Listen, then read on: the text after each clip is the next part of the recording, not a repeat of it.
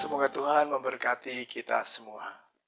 Selamat mengikuti program meditasi bersama dengan saya, Romo Arsenius Fikar, CSE.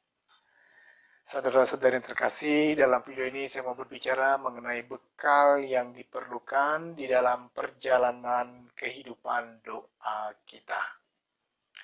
Santa Teresa Avila menggambarkan perjalanan hidup doa itu seperti sebuah perjalanan masuk ke dalam puri.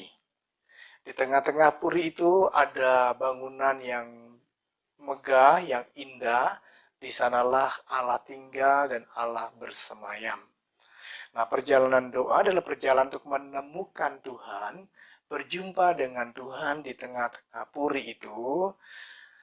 Dan ini memerlukan bekal dalam perjalanan kita. Saudara sekalian, bekal pertama yang perlu dimiliki adalah kerendahan hati.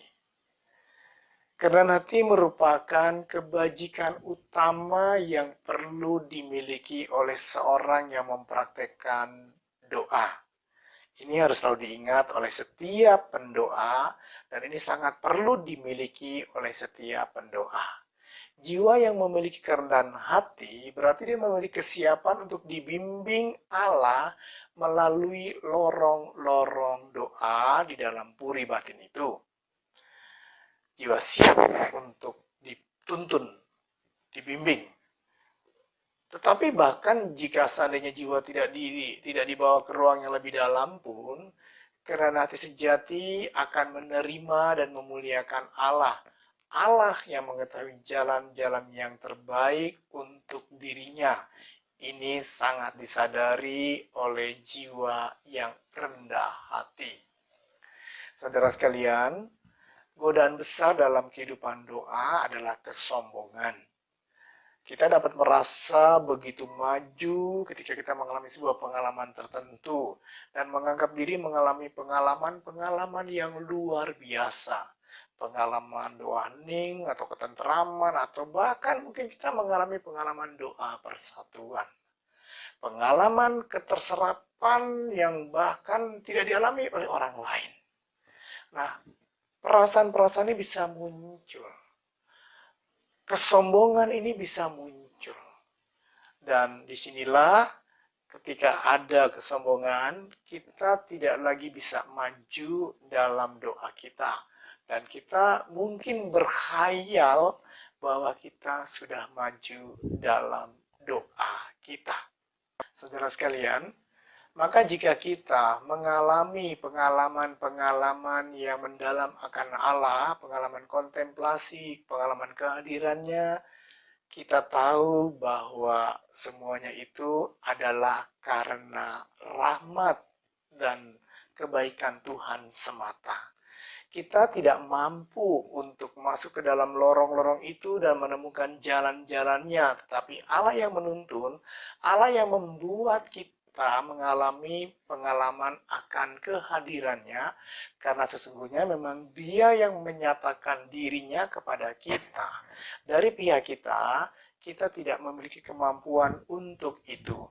Maka dalam kerendahan hati kita mengakui bahwa pengalaman-pengalaman doa kita itu adalah semata-mata anugerah Allah saja.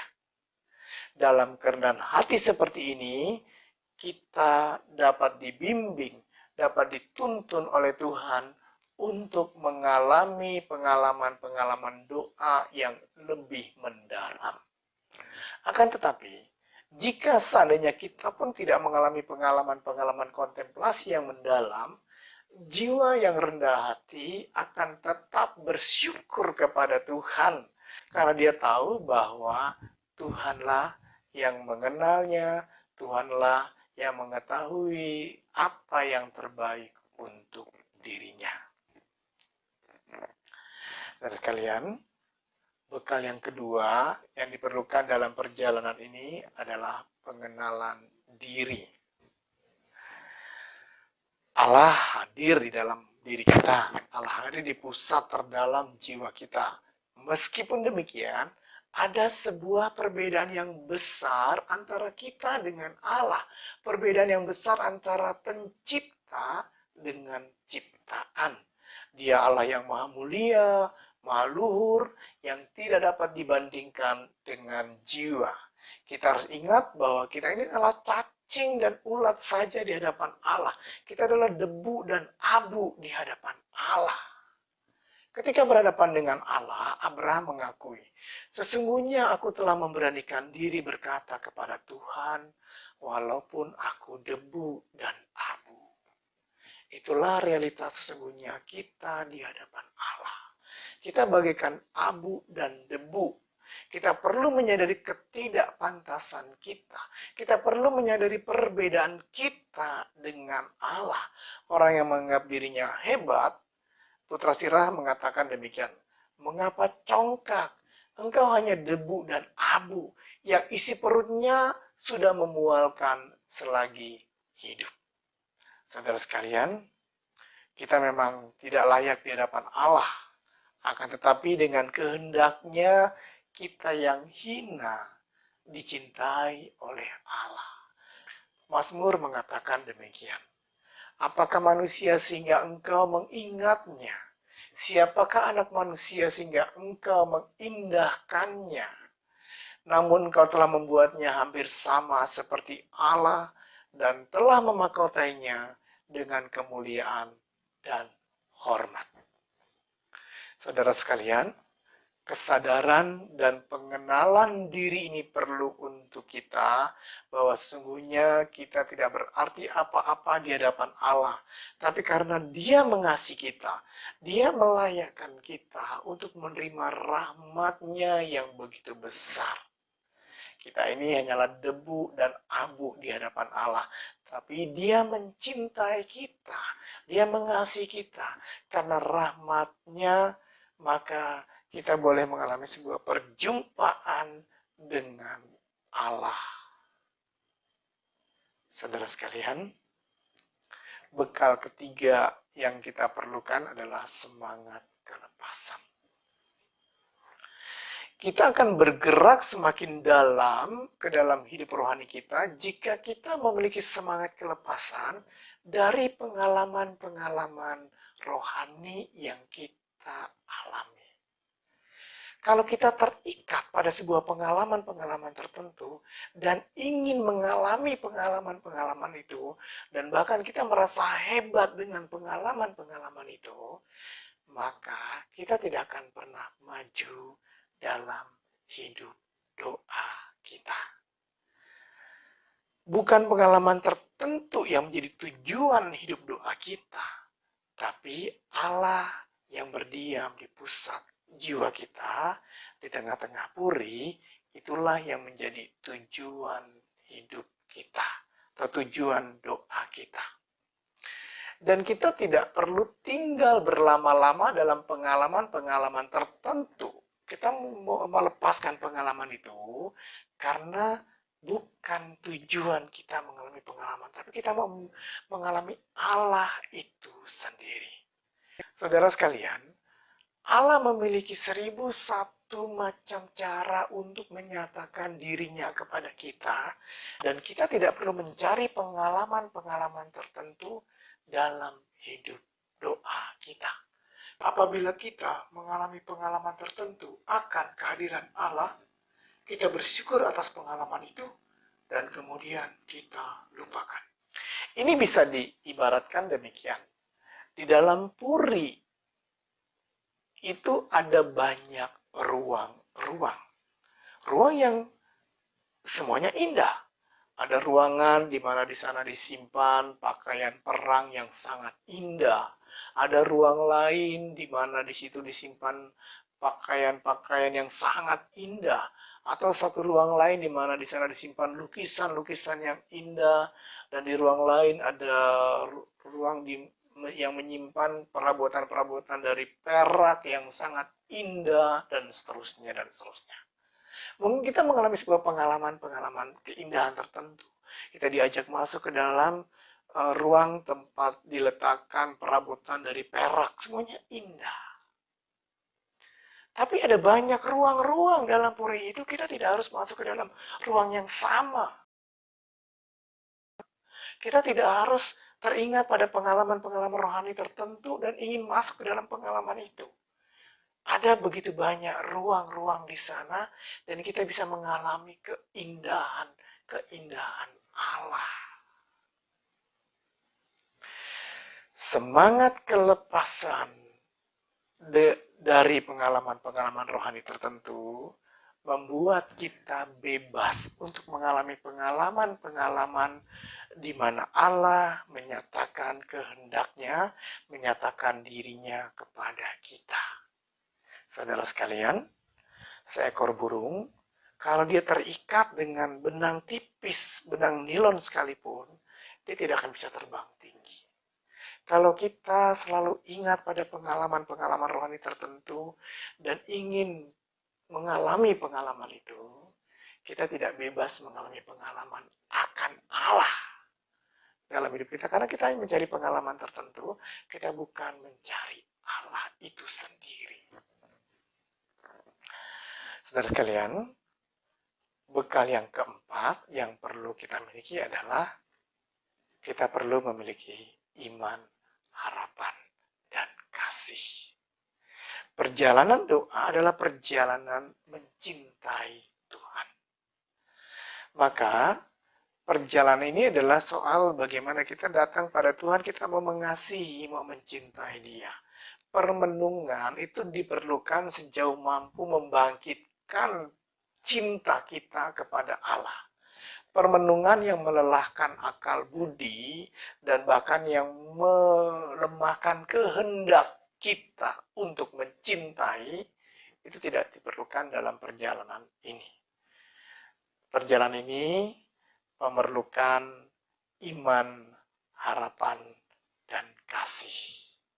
Dan dalam perjalanan ini bukan banyak berkata-kata yang diperlukan, tetapi perjalanan ini memerlukan banyak cinta, harapan, dan juga iman kepada Tuhan. Jiwa yang banyak mencinta akan maju dalam perjalanan ini. Supaya kita dapat mencintai Tuhan, kita perlu menyadari betapa banyak cinta yang telah Tuhan berikan kepada kita. Sama seperti Santo Yohanes mengatakan, Allah adalah kasih. Inilah kasih itu. Bukan kita yang mengasihi Allah, tetapi Allah lah yang telah lebih dahulu mengasihi kita, dan Allah yang telah mengutus anaknya sebagai pendamaian bagi dosa-dosa kita. Saudara sekalian, kita perlu memiliki ini, memiliki kasih, tapi juga kita perlu memiliki iman dan harapan. Dia yang mengasihi kita, dia mencintai kita, dan kita ingin mengasihi dia, ingin mencintai dia. Sahabat kita adalah sahabat yang mengasihi kita. Sahabat kita adalah sahabat yang mau memberikan yang terbaik bagi kita. Dalam pengharapan ini dan dalam iman ini, maka kita akan dapat maju di dalam kehidupan kita. Allah lebih dahulu mengasihi kita, Allah lebih dahulu mencintai kita, dan dalam pengharapan akan kasih Allah ini, maka kita berharap Allah menuntun kita memasuki lorong-lorong doa sampai di pusatnya bertemu dengan Allah secara pribadi di kedalaman hati kita. Maka saudara sekalian, perjalanan ini pertama-tama adalah perjalanan yang diterangi oleh cinta Allah kepada kita dan juga cinta kita kepada Allah. Dan perjalanan ini juga ditopang oleh iman dan pengharapan. Maka, jiwa yang beriman dan berharap akan kasih Allah dapat mengalami realitas kasih itu di dalam dirinya. Jiwa perlu membiarkan diri dikasihi Tuhan, dicintai Tuhan, maka realitas akan kasih Allah dan cinta Allah itu akan dialami oleh jiwa. Ketika kita memiliki iman, ketika kita memiliki pengharapan bahwa Dia mengasihi kita, maka realitas kehadiran Allah akan dinyatakan kepada Saudara sekalian, inilah 4 bekal yang diperlukan dalam perjalanan doa kita. Kita perlu bertumbuh dalam keempat hal ini, supaya pada akhirnya kita bisa masuk ke dalam lorong-lorong doa yang semakin mendalam. Mari saudara sekalian, kita akan memulai meditasi kita. Kita mencoba untuk dalam kerendahan hati, kita mau memasuki lorong-lorong doa ini. Mari kita mengambil sikap duduk yang tepat untuk kita. Kita bisa mengambil sikap duduk lotus penuh, setengah lotus istirahat, ataupun dengan dingklik, ataupun juga dengan kursi tanpa bersandar.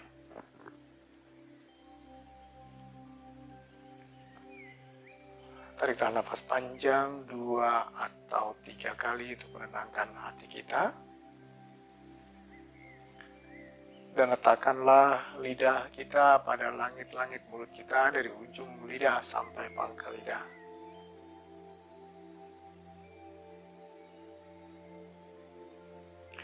Dan bernafaslah melalui hidung kita. Bernafaslah biasa, tidak harus mengatur nafas, karena tubuh kita mengatur nafasnya sendiri. Tubuh kita menghasilkan nafasnya sendiri. Biarkan secara alami kita mengikuti ritme pernafasan itu.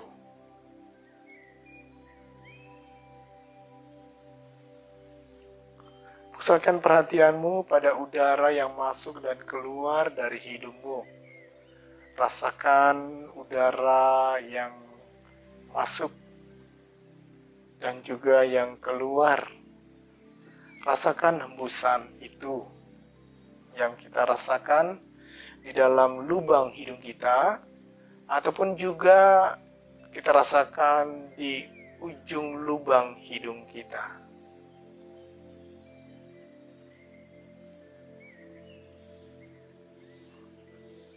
Pusatkan perhatianmu pada udara yang masuk dan keluar itu.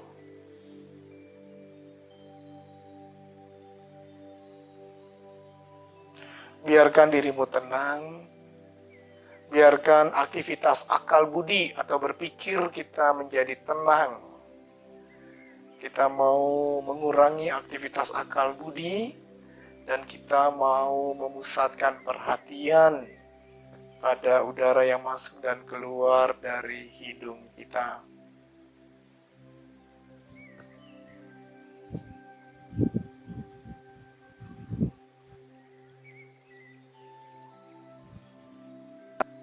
Berdoa bukan aktivitas berpikir, tapi aktivitas mengarahkan perhatian kita.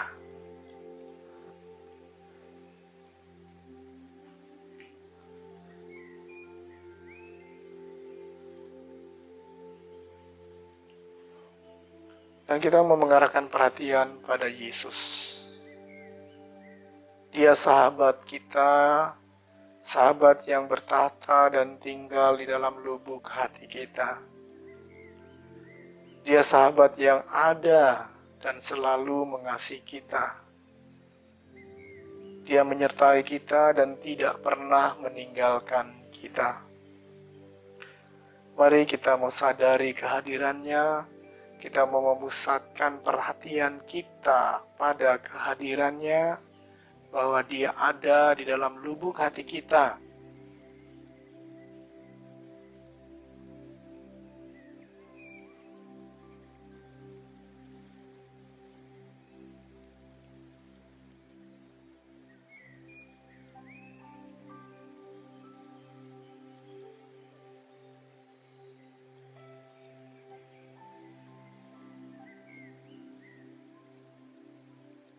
Pusatkan perhatianmu pada kehadirannya. Dia ada di sana. Dia bersemayam di dalam lubuk hati kita. Dan kita mau membiarkan diri kita dikasihi olehnya.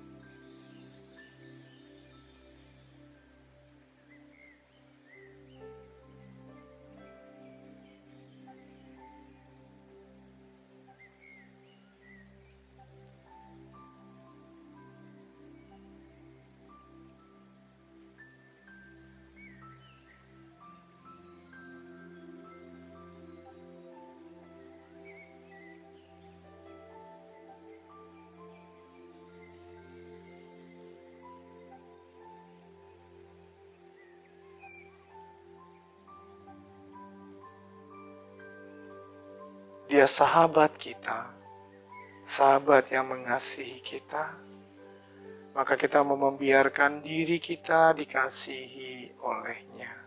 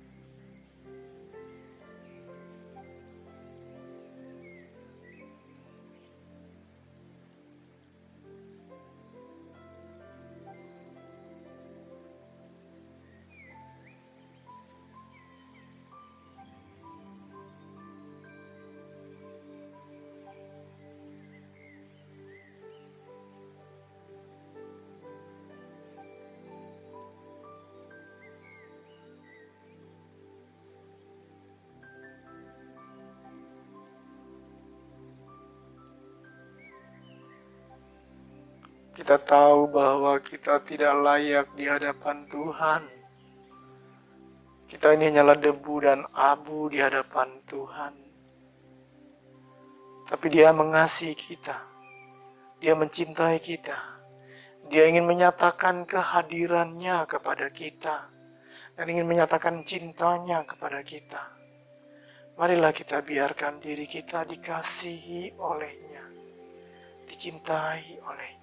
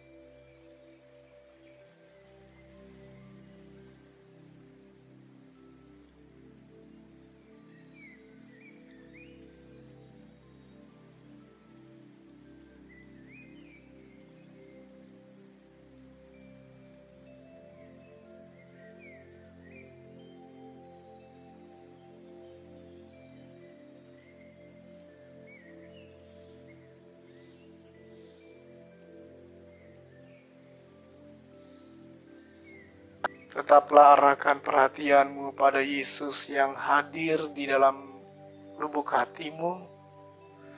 Tetaplah membiarkan dirimu dikasihi olehnya.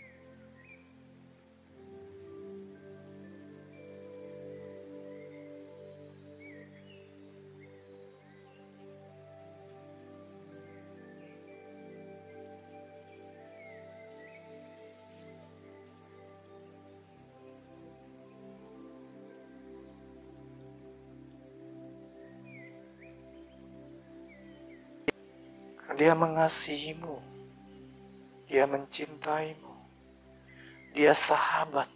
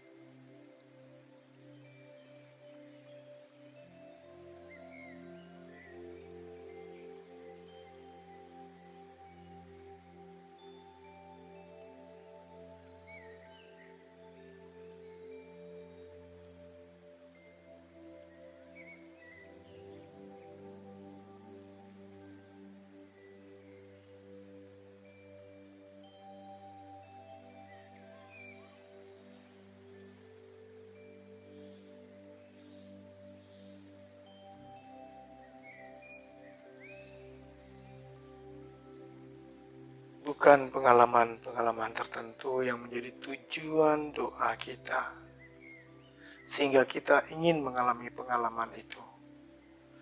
Tapi Allah lah yang menjadi tujuan doa kita. Dan kita mau membiarkan Allah sendiri yang menyatakan dirinya kepada kita dengan caranya.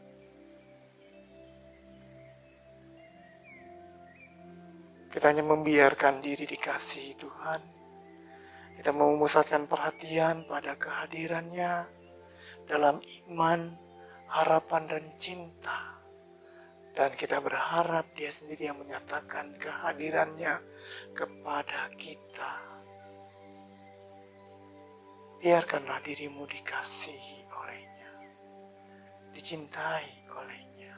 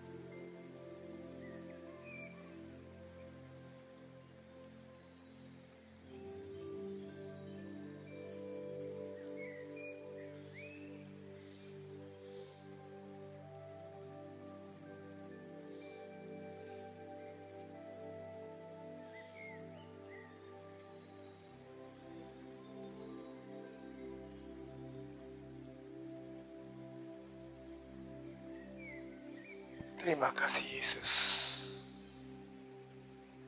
Engkau menuntun kami di dalam lorong-lorong doa ini. Engkau menyatakan dirimu kepada kami dan memberikan rahmat-rahmat kepada kami. Terima kasih untuk kasih-Mu ya Yesus. Ajarlah kami untuk semakin mencintai Engkau dalam hidup kami. Dan juga bawalah kami di dalam sebuah kesadaran yang semakin dalam bahwa Engkau ada dan Engkau mengasihi kami. Terima kasih Tuhan untuk semua pengalaman ini. Terima kasih untuk kasih-Mu dan segala kebaikan yang telah Kau berikan kepada kami. Engkaulah Tuhan dan pengantara kami, kini dan sepanjang masa. Amin. Demi nama Bapa dan Putra dan Roh Kudus. Amin.